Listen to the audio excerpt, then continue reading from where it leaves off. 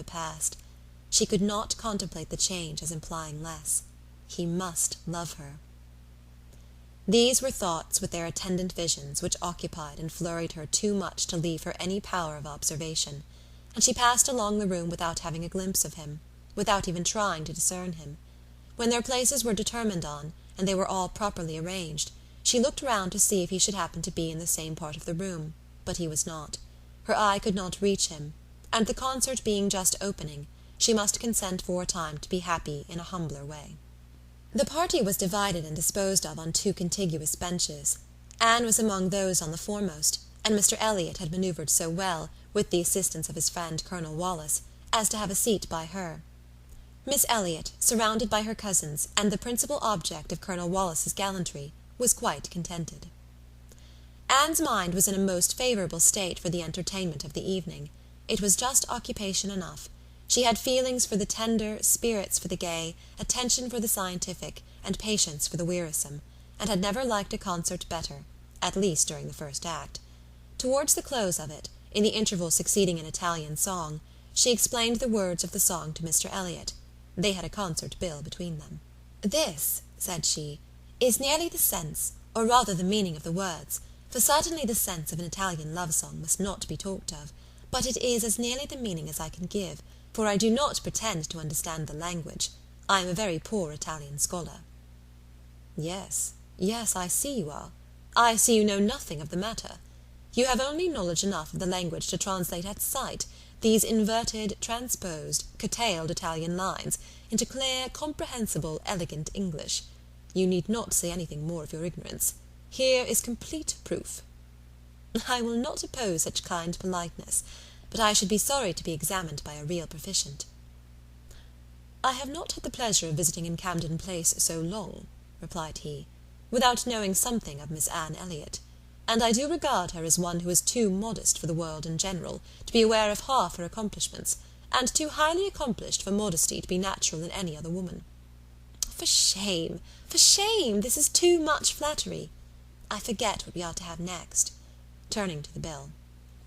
"Perhaps," said Mr. Elliot, speaking low, "I have had a longer acquaintance with your character than you are aware of." "Indeed?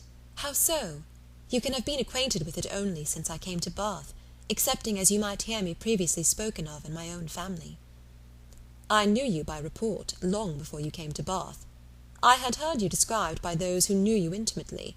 I have been acquainted with you by character many years. Your person, your disposition, accomplishments, manner, they were all present to me." Mr. Elliot was not disappointed in the interest he hoped to raise. No one can withstand the charm of such a mystery. To have been described long ago to a recent acquaintance, by nameless people, is irresistible, and Anne was all curiosity. She wondered, she questioned him eagerly, but in vain. He delighted in being asked, but he would not tell. No, no, some time or other, perhaps, but not now. He would mention no names now, but such, he could assure her, had been the fact.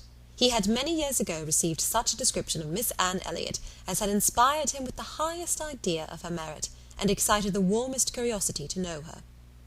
Anne could think of no one so likely to have spoken with partiality of her many years ago as the Mr. Wentworth of Monkford, Captain Wentworth's brother. He might have been in Mr. Elliot's company, but she had not courage to ask the question. "The name of Anne Elliot," said he, "has long had an interesting sound to me.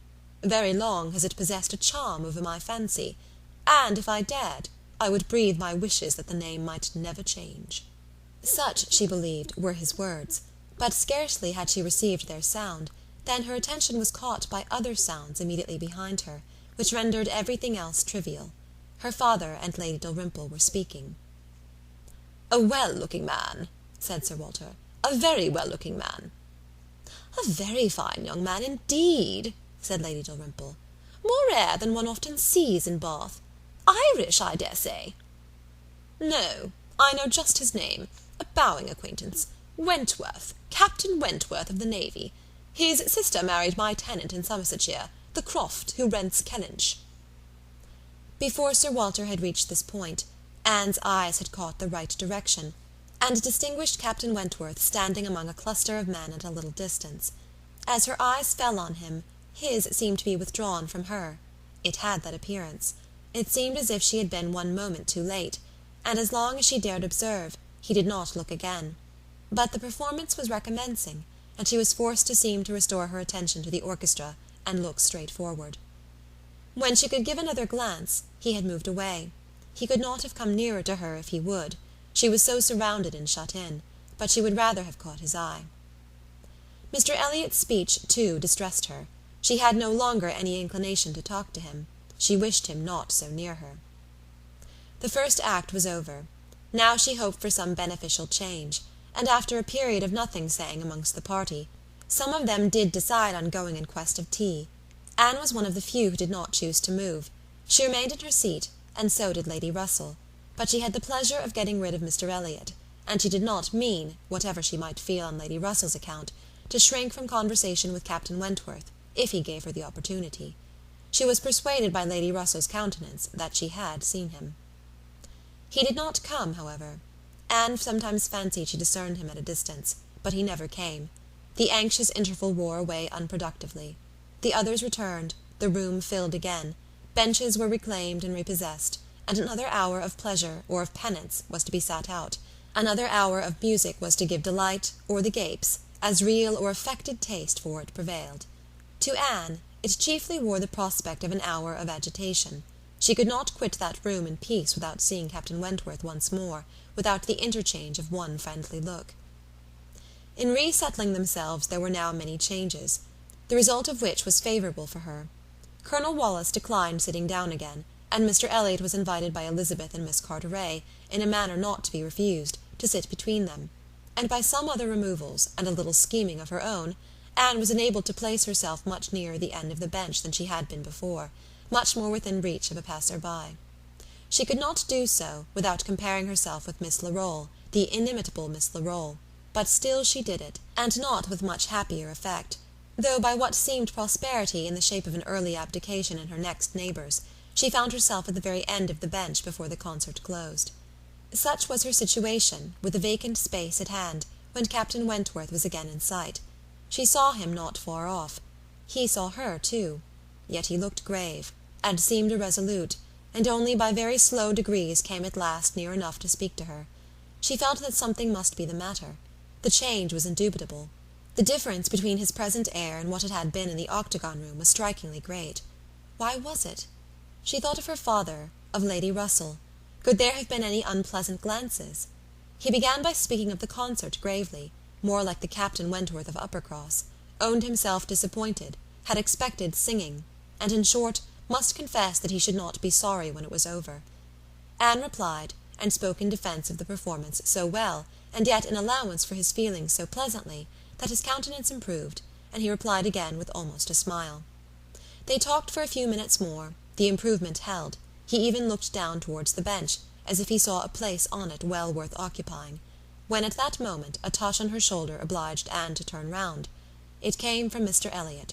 He begged her pardon, but she must be applied to explain Italian again. Miss Carteret was very anxious to have a general idea of what was next to be sung. Anne could not refuse, but never had she sacrificed to politeness with a more suffering spirit. A few minutes, though as few as possible, were inevitably consumed, and when her own mistress again, when able to turn and look as she had done before, she found herself accosted by Captain Wentworth, in a reserved yet hurried sort of farewell. He must wish her good night. He was going. He should get home as fast as he could. "Is not this song worth staying for?" said Anne, suddenly struck by an idea which made her yet more anxious to be encouraging. "No," he replied impressively. "There is nothing worth my staying for." And he was gone directly. Jealousy of Mr. Elliot. It was the only intelligible motive. Captain Wentworth jealous of her affection. Could she have believed it a week ago, 3 hours ago? For a moment the gratification was exquisite. But alas, there were very different thoughts to succeed. How was such jealousy to be quieted? How was the truth to reach him? How, in all the peculiar disadvantages of their respective situations, would he ever learn of her real sentiments? It was misery to think of Mr. Elliot's attentions. Their evil was incalculable. End of chapter 20.